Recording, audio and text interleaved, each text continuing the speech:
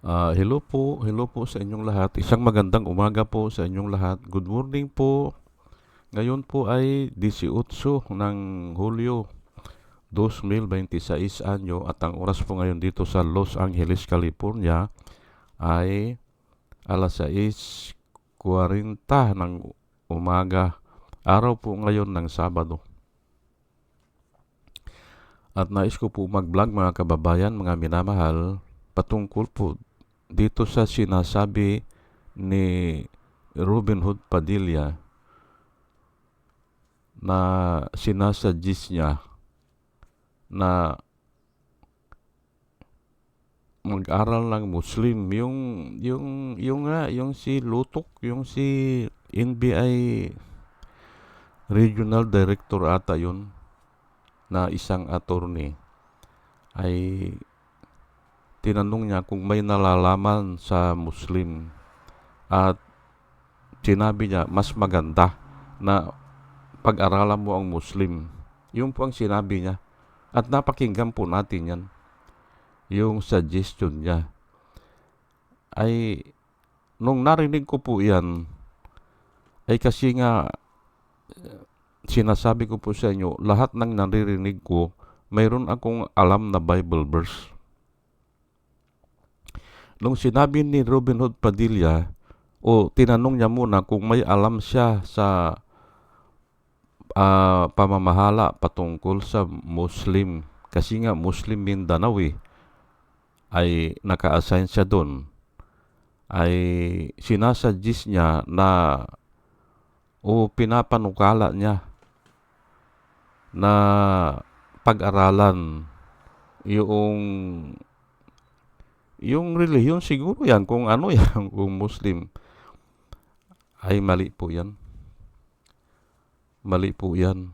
At ngayon, pagkakataon na ito, i-discuss ko po yan bakit mali at ibibigay ko yung Bible verse. Opo, bakit mali? Ulitin ko lang ang gusto niya ay pag-aralan o mag-inquire o siguro kabisahin yung batas ng Muslim o yung relihiyon ng Muslim o kung ano man yang gusto niyang sabihin o mga palatuntunan siguro o pati siguro yung sa hinaharap. Ano ang hinaharap ng mga Muslim o ano ang pangako? Yun ay hindi na po dapat Hindi na dapat. Ayaw po ng Diyos yan. Bawal po yan at kasalanan po yan. Sang-ayon sa Diyos na lumalang ng langit at lupa. Ayan po Ngayon ay ang title ko po ngayon, sagutin natin si Robin Padilla. Mag-aral daw tayo ng Muslim. Nilalahat ko na po ito Nilalahat ko na dahil nga mismong NBI Regional Director ay pinagsabihan niya At alam ko naman, yung ang sinasabi naman siguro ng mga handler ni Robin Hood o yung mga advisor niya o yung puno niya, yun ang advice na sa biglang tingin ay okay naman, pero hindi po Hindi po. Kinasusuklaman ng Diyos. Opo. Kaya nga po dyan nanggaling ang yung there is only one God. Dahil nga nung panahon ni Moses o nung mga panahon na yan, ang mga tao ay sumasangguni na sa mga anito. Nung mga panahon na yan, marami ng Diyos-Diyosan. Kaya sinabi noon na there is only one God. Yun, sinabi yun noon. Pero ngayon wala na yung ganyan Sa ngayon po ay kung ma-discuss man yan, nire-refer doon sa Old Testament. Pero sa ngayon, yung sa New Testament, wala na yan. Wala na yang there is only one God. O hindi na binabanggit yan. Kung nabanggit man ay ini-explain yung old. Ini-explain. Pero hindi na yan ang topic. Ang topic kasi ngayon ay the love of money is the root of all evil. Yan po ang topic na makikita natin sa New Testament. Kasi yun naman talagang totoo eh. Sa ngayon ha, noon siguro ang totoo ay sumasanggunit sila sa ibang medium, mga espiritista, mga mangkukulam. Ayan po yan eh. Bawal yan na mag-inquire ka dyan sa ganyan o anumang relihiyon. Mga sorcerer, hindi ba? O, ay ito. Ang tanong ko dito kay Robin, at pahapyaw lang po ito ha, pahapyaw lang. Pero malawak po ang kaalaman ko dyan sa relihiyon ng Muslim. Pero bawal nga eh. Pero siguro hindi bawal kung gusto mong kontrahin, kung gusto mong pasubalian yung mga claim nila. Katulad ng ito, pag-aralan daw natin ay hindi pwede naman bawal nga eh. Ngayon, ito ang tanong ko lang kay Robin Hood Padilla. Ay kasi alam ko pahapyaw din lang mga kwan yan eh, yung mga alam niya eh. Ito ang nagtatag niyan ay si Muhammad. At ang layo ni Muhammad kay Jesus Christ, 400 years. Malayo po yan.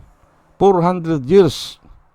At ito si Muhammad ay pumasok daw sa kuweba at doon siya kinausap ng anghel.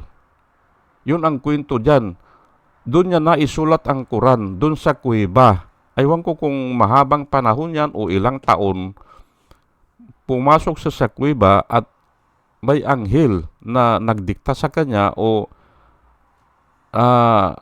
nagkuhan sa kanya, yung nagpahayag. At isinulat niya yung Quran. Yan daw Ngayon, bakit hindi nila sabihin sino yung anghel? Kasi marami pong anghel eh. 1/3 nga ng anghel fallen angels po eh. Sino yung anghel? At saka, okay, ay kinontrol siya ng anghel o pinagsabihan siya o pinasulat siya. Ay sino naman yung iba? Kasi dapat may sususugi.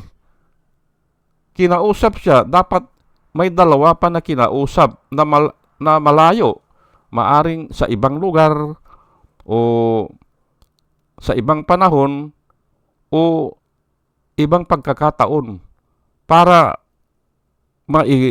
parang ganun po sa Biblia 1,600 years ang panahon na sinulat yung Biblia. Sa iba-ibang panahon, sa iba-ibang tao, iba-ibang occupation, sa iba-ibang lugar. Ay hamak mo ay si John, hindi ba? Yung kahuli-hulihan sa Patmos Island of Patmos, hindi ba? Ay anong edad na yan? Ay ang kauna-unahan ay si Moses, hindi ba? Pero nagkakahawig-hawig yung pagkasulat nila. Yan po hindi ko alam kung 16 na katao ang sumulat ng Biblia may hari, may rina pa ata sari-saring tao, sari-saring occupation at iba-ibang lugar. Pero halos nagkakaisa po ang nilalaman. Ngayon, itong isinulat naman ni Muhammad ay sino ang kasama niya na magpapatotoo na ito yan, hindi ba? Wala kaya mahirap maniwala dyan. At saka isa pa, ito si Muhammad, lumaki ito sa kasi nga ay 400 years na Adi, mayroon na siyang alam sa Biblia. At ang pinagkuhanan pa nitong mga pinagsusulat niya ay mostly doon sa Old Testament, yung sinulat ni Moses. Maaring yun lang ang alam niya, yun lang ang pinag-aralan niya. Ngayon, ay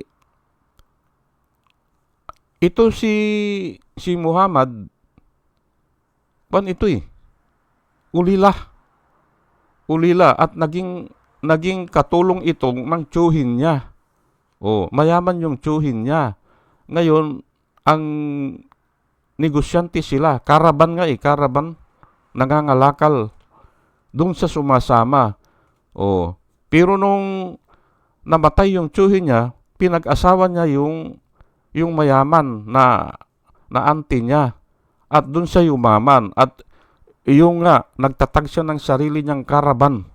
Karaban. Ngayon, ay kasi nga, ay nakawan dyan Dyan sa desierto. Kung mahina-hina ka, ay kukunin yung mga kalakal mo. Kaya ganun po yan. Diyan po nag-umpisa yan, karaban. Ngayon, paano tayo nakakasigurado ngayon na siya ay totoo? Hindi ba? Ay yung pinagmulan niya ay ganun. Hindi ba? At nung yumaman siya, dumami ang tauhan niya, ayan nga, naitatag niya yan. At ang katotohanan dyan ay, yun, may alam siya. May alam siya patungkol sa Torah, sa Old Testament.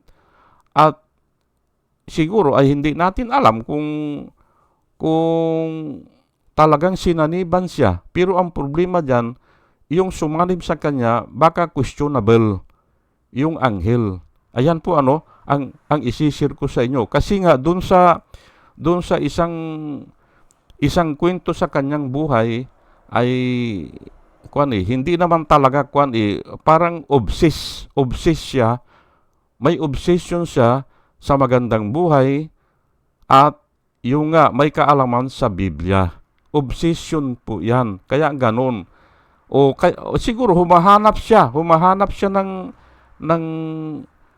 ang pagkabasa ko po ay ang nagtatanong siya, bakit ang kinakausap lang ng Diyos ay mga lahi ng Israel? Lahat ng binibigyan ng revelation ay mga Israelita. Yun, may obsession sa ganun. Kaya nga ito ay binigyan naman siya ng sulat at diyan niya naitatag ang Muslim. Ayan po. Ngayon, uulitin ko lang sino yung anghel na nagbigay sa kanya nung pumasok siya ng kuweba. Ayan po Hindi ba? At alam naman natin na maraming fallen angels. Nasa Biblia po yan. 1/3 of the angels sumama doon kay Lucifer, yung nagrebelde. Hindi natin alam kung kailan yan. Pero nakasulat po yan sa Biblia, nagrebelde. Yung si Lucifer, na ang description po ng Biblia, you were created blameless perfect nga si Lucifer, kasi Lucis, hindi ba? Lucis, alam niyo yung Lucis? Yung yan yung ilaw. Bearer siya ng ilaw. Siya ang nagdadala ng ilaw. Kaya Lucifer siya hindi ba? Pero nga, ay blameless siya until one day, hindi ba? One day, iniquity was found in you. Yun po ang description lang ng Biblia Una-una ay ginawa nga siya. Created being din siya pero blameless ay blameless talaga Pati nga si iba Adan blameless hindi ba? Until one day, ay ganun lang po nakasulat sa Biblia Until one day, isang araw ay wala pong ligid sa Panginoon Nakita siguro sa kaisipan niya, o dun sa damdamin niya, o dun sa puso niya, until one day, iniquity was found in you. Ayan po. Ngayon, ay ano ba yon? Ano ba yon? Ay nasa Biblia po din yung kagustuhan niya na siya ay maging Diyos. Na kagustuhan niya na siya ay sambahin na parang Diyos. Yun po ang iniquity niya. Yun po, na nakita ng Panginoon yan. Kaya pinalayas siya. Marami po yun. Aywan ko kung 7 yun. Pero iisa po ang sinasabi. Nakagustuhan niya na kapantay niya ang Diyos o at tatanungin ko po kayo, sa ngayon po, naipamana ba yan sa mga tao? Ay opo, naipamana yan eh.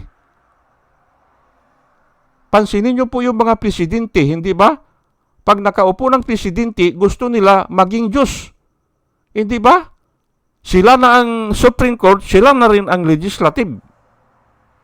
At pansinin niyo po si Kibuloy, ay tao rin yan si Kibuloy, hindi ba? Bagamat siya ay nangangaral ng Biblia, ay gusto na rin niya, siya rin ang presidente. Ganun po eh, naipamana po yan ng anghel, yung fallen angel sa mga tao. Naipamana po yan. Kaya ako, naglilitsur ako dito ng patungkol dyan. Pero balikan natin si si Robin Hood Padilla. Kilala ba niya yung anghel na nagturo kay Muhammad? Pero hihinto na ako dyan, hihinto na ako dyan. Baka kung malaman niya yan, magbabagong isip yan. Pero hihinto na ako dyan, kung malaman niya saan nanggaling yan. At mga mali-mali pa nga eh. Mga mali-mali. Kasi kinopya lang po yan eh. Sa Old Testament, dahil nga sa obsession, kinopya. Pero bibigyan ko po kayo ng isang example lang sa mga Muslim, virgin birth si Jesus Christ ipinanganak ng isang birhen. Magtanong po kayo ng Muslim, bakit? Ay nabasa nila nakahula na yan sa Old Testament, a virgin shall conceive and bear a son. Ayan, hindi ba? Nakahula na yan Kaya, naniniwala sila. Pero, mayroon pang isang pinanggalingan yan. Nung ito si Muhammad, ay kinukubkub na siya, natatalo siya Ay labanan po yan sa desierto galing ako dyan sa desierto Mga karaban po yan natatalo siya. Nag-retreat siya sa mga kampamento ng mga Kristiyano. Nag-retreat. Humingi siya ng saklolo. Natatalo siya Siguro hindi pa siya malakas noon. Ngayon, kinupkup siya ng mga Kristiyano. Ngayon, at yun ang isinulat niya naman niya na kasi nga ay sa mga Kristiyano ay virgin birth si Jesus Christ. Kaya yun din ang isinulat niya na virgin birth. Pero ay hindi Diyos. Hindi Diyos. At yun din ang sinasabi ng mga iglesia ni Kristo na hindi Diyos. Pero virgin birth. Ay magkukontra-kontrahan na po yan Hindi ba? Bakit hindi Diyos? Ay yun nga, kinukuha nila ang Biblia po, marami pong tinatalakay yan Noong ang mga tao ay sumasamba na sa mga anito, ay sinabi siguro ng Panginoon sa pamamagitan ng mga propeta, ay iisa lang ang Diyos. Hanggang ngayon, yun ang tinatalakay nila, iisa lang ang Diyos. Pero hindi nila alam na si Jesus Christ, hindi na tinatalakay yun. Wala nang ganun. Sa New Testament ay iba na ang tinatalakay. Yung Diyos, yung nag-iisang Diyos, ay nagkaanak Yun ang tinatalakay ngayon sa New Testament. Ay bakit ayaw nila? Bakit pangungunahan nila ang Diyos? Na ang gusto ng Diyos ay magkaanak. Bugtong na anak, hindi ba? Bakit ayaw nila? Ayan po Kaya nga mali ang kwan Mali po ang palatuntunan ng kwan ng Iglesia ni Kristo. Magkasama sila yan Maaring yung si Manalo ay nanirahan dyan at napansin niya, nakipag-alyansa sa ay ganun na nga. Hindi Diyos si Kristo. Ayun po Ay pero hindi po yan ang tatalakay natin. Binibigyan ko lang po ang mga contradiction nitong mga Muslim na hindi nila alam yan. Ako po marami po akong alam dyan patungkol sa Muslim. At kung didibatihin nyo ako, alam ko ang mga kwan nila, yung mga prinsipyo nila, kung saan ko sila ay ilalagay yung diskusyon para maintindihan nila na mali yan. Mali yan. Una-una nga, yung source nila hindi nila kilala o aywan ko lang kung fallen angels yan, pero mali. O sige po, ito na po ang ibibigay kong Bible verse sa Deuteronomy chapter 12 verse 29 hanggang 30. Pero pwede niyong basahin hanggang 31. At ito po ay nakasulat po ito sa halos lahat, pati doon sa Exodus at sa mga Psalms, nakasulat po ito. Pero ito na ang pinakamagandang pagkasulat. Kaya para patunayan ko na bawal pag-aralan yung ibang relihiyon o ibang Diyos o ibang pananampalataya, bawal po pag-aralan. Pati nga mag-inquire. Pati yung anong ginagawa nila, bawal po yan alamin. Ito, babasahin ko na. Kaya nga mali itong si Kwan yung mga advisor, mali ang advisor ni Robin Hood Padilla na pag-aralan daw ang Muslim. Pag-aralan ay delikado po yan. The Lord your God will cut off before you the nations you are about to invade and dispossess. Disposes. Ayan po Ang sinasabi po dito, yung iyong Panginoon na iyong Diyos will cut off, ay puputulin. Hindi ba? Ano yun? Before you, the nations, lahat ng kalaban nila, kasi sasakupin po nila ang yung Israeli. Galing po sila ng Ehipto. Ngayon, sasakupin na nila ito nga, yung ibinigay sa kanila, yung lupang pangako. Ay parang over the Jordan River ata yan ay basta ganun yan nangako po ang Panginoon o sinabi sa kanila ng Panginoon na nila cut off. Ang ibig sabihin sa cut off, matatalo nila o mawawala yung mga nations. Kasi nakasulat po ay you are about to invade. Hindi ba? You are about to invade. Naandun na doon sa lupain ng mga pangako. Naandun na yung mga kalaban nila. Pero i-dispose nila yan. Yun po ang sinabi ng Panginoon. At naintindihan nyo naman kwento na yan, hindi ba? Mga Israel, galing ng Ehipto. 40 years sila sa desierto. Ngayon, yung mga tao ay nangamatay, yung 20 years old above ata nangamatay na muna because of unbelief. Wala silang faith, kaya hinintay ng Panginoon. Lahat ng 20 years pataas, nangabuwal sa desierto.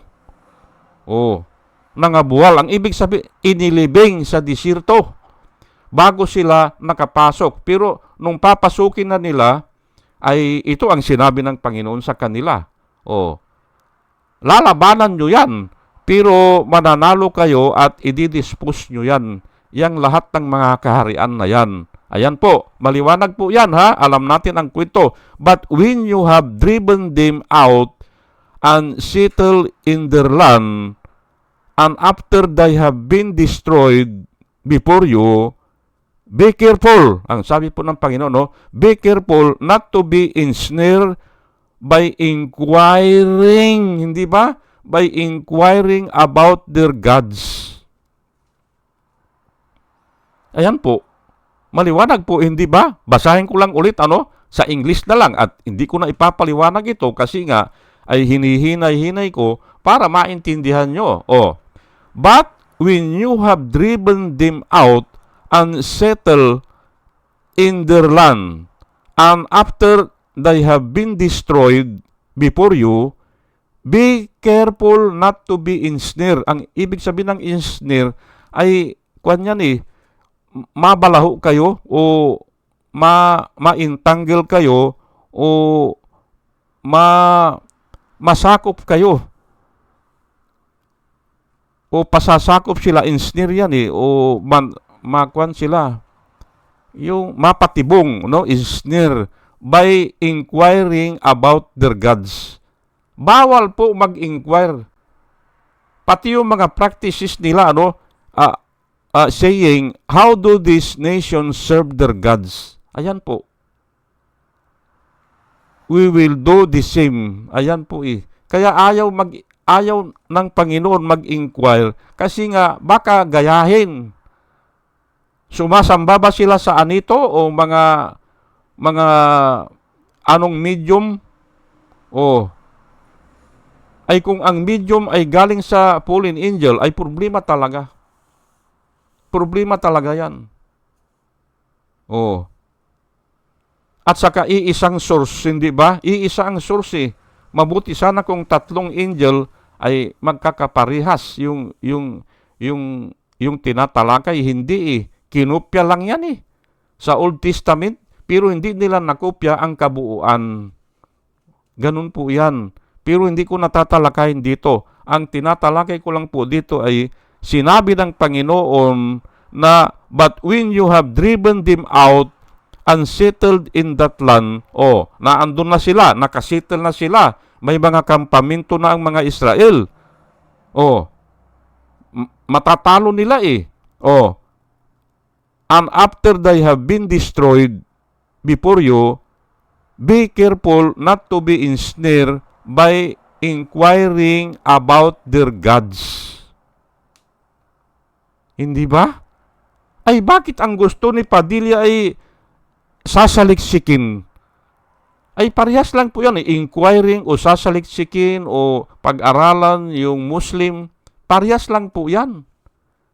Ay kung ginawa natin yan, nagkakasala tayo sa Panginoon. Ako hindi ko rin alam ito dati. Pero nung nag-aral ako ng Biblia, ay totoo nga. At ay si Solomon nga nag-asawa ng mga iba-ibang lahi Dahil ang akala niya ay lalaki ang kampamento niya kasi iba-ibang lahi ang mga asawa niya. Pero siya ang nadala. Later on, sang-ayon din sa Biblia, ay si Solomon ay parang sumasama na rin siya sa mga asawa niya sa pagsamba sa mga anito. Ayaw niya, pero nadadala siya asawa niya Hindi ba? And the two shall become one place. Ay asawa niya The two shall become one place. Ay nag-asawa siya ng mga sumasamba sa mga anito. Ayan po Hindi ba? Ay ngayon, ito si Ruben. Tanungin natin, bakit gusto niya na pag-aralan ang Muslim? Ay delikado po yan. Delikado po yan. Nagkakasala ka sa Panginoon at madadala ka noong anghel na nagturo kay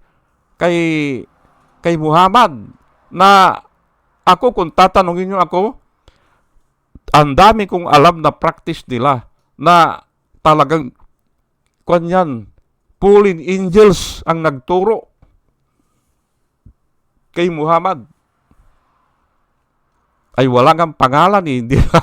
Walang pangalan Ay problema ay sa atin may pangalan kung sino yung nagsalita kay Mary, si Gabriel ata yun Angel Gabriel nakasulat po ang pangalan. Ayun, iyan po ang sinasabi ko sa inyo. Hindi ba? Ang Biblia po kumpleto. Kung may tanong kayo, sasagutin yan. Bakit ayaw ng Diyos na mag-inquire? Kasi nga baka madala kayo, sabi niya. Madadala kayo. Ipapractice nyo rin yan. At kung nag-practice na kayo yan, ay karumal-dumal na yan sa paningin ng Panginoon. Ayan po. Faithful po ang Panginoon faithful. Kahit na tayo hindi faithful, faithful po ang Panginoon. Pag sinabi niya, a virgin shall conceive and bear a son, gagawin niya yan. Pag sinabi niya na unless the Lord of the Sabbath will leave us a seed, we will be like Sodom and we will be destroyed like Gomorrah. Yun po ang sabi niya, unless the Lord of the Sabbath will leave us a seed. May iiwan siyang binhi niya eh. At yung nga si Jesus Christ, kahit hindi tayo faithful, talagang gagawin niya yun. Oh, ay ngayon, ay parati namang sinasabi ng mga Muslim na there is only one God. Ay wala na yan. Panahon pa ni Moses yan, na ang mga tao noon ay hindi pa uso ang kayamanan siguro, wala pa yung mga building na yan, wala pa yung mga, ay ang gusto ng mga tao noon, kapangyarihan po eh. Kapangyarihan. Kaya sumasangguni sila sa mga anito. Yan po. Ay ngayon eh, pira na po ang ginudiyos ng mga tao po eh. Kaya wala na yun. Wala na po yun. Oh, there is only one God. Ay ipinakilala lang nga ni Kristo na mayroon pang mayroon pang Holy Spirit eh. And if I go away, sabi ni Jesus Christ, and if I go away, the helper will come. Oh, yung helper, yung Holy Spirit. But if I did not go away, kung hindi siya mamatay, the helper will not come. Oh, isusugo nga niya ang helper eh. Oh, ay paano yan na hindi mo paniwalaan yun? Ay noon, wala namang binabanggit ng ganyan sa Old Testament. Oh, wala ngang anak eh. Hindi ba sa Old Testament? Pero, nasa hula na. Oh, ang sinabi ng Panginoon ay, ako lang ang Diyos. Wala nang Diyos maliban sa akin. Ay totoo yun. Ay pero yung iisang Diyos na yan, ay may iniisip siya na magkakaanak siya. Oh, kaya sinabi lang niya, today I have begotten you, ay ayun na, hindi ba? Ganun lang po yan eh. Wala pong imposible sa Diyos. Pero nga ay mali ang aral. Mali ang inaaral ng mga Muslim na wala nang ibang Diyos. Hindi ba? Ay hindi nyo pa nabasa yung Thessalonian. Yung Thessalonian po ay sa katapusan ng daigdig, sa wakas ng panahon, si Jesus Christ po ay iaalay niya ang kanyang sarili sa kanyang ama. Iaalay niya. O ito na po yung pinatrabaho nyo sa akin. Parang ganun iaalay niya ang sarili niya. Kasama yung mga tao na nailigtas niya. Remember kasama yung mga tao na nailigtas niya. At tatanggapin naman ng ama yung alay o yung handog, tatanggapin ng ama at sasanib na ang anak sa ama. At doon, babalik sa dati na overall, all in all, we have only one God. Yan po ang nakasulat sa Thessalonian. Tatanggapin siya ng ama. Pero pagdating doon, pag tinanggap na siya, pati nga yung mga iniligtas niya eh. Oh, pati yung taong ligtas. Pero yung hindi ligtas, ay ayawan ko kung saan sila pupunta yan. Yung mga taong ligtas, tatanggapin din ng ama. Kaya, panibago na naman yan. Time frame siguro yan. Oh, kaya nga ang sinabi ni Jesus Christ sa Revelation, I am the beginning and the end, the first and the last, the Alpha and the Omega. Ay bakit nga ganon? Ay sasanib nga siya eh. Sa wakas ng panahon, sasanib siya eh. O kukunin siya ng ama. Yung alay niya, pati siya, kukunin yun eh. Kaya there is only one God. Overall, all in all, true all. Hindi ba? There is only one God. Ayan po eh. Yun ang hindi alam siguro ng mga kwan. Kasi nga hindi na nila nabasa yan. Kasi nga Thessalonian na yan eh. Sulat ni Paul sa mga Thessalonian. Oh. Aywan ko lang pero sumusobra na po ang discussion ko Dalahin ko na lang po sa Panginoon bago ako mag-umpisa ay makakuha tayo sa ating pakikinig po ay makakuha tayo ng wisdom na nanggagaling sa Kanya. At muli mga kababayan, mga minamahal, isang magandang umaga po sa inyong lahat at salamat po sa inyong pakikinig. Salamat po ng marami. Salamat po.